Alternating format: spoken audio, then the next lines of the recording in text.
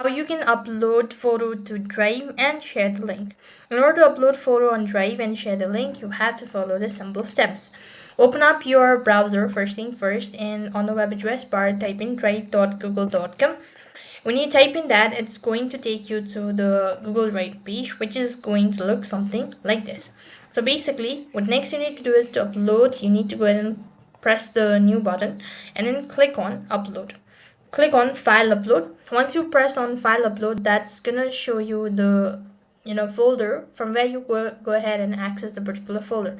Let me go from the pictures. Let me go ahead and open up my with the particular image. Let's see, this is the one.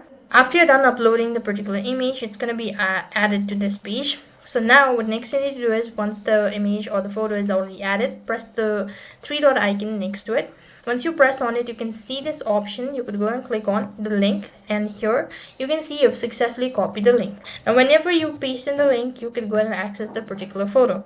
So this way you could go and upload photo on Google Drive and share the link. That's all for this video. I hope the video was helpful. Make sure to like, share and subscribe to our channel. Thank you for watching. See you in the next video.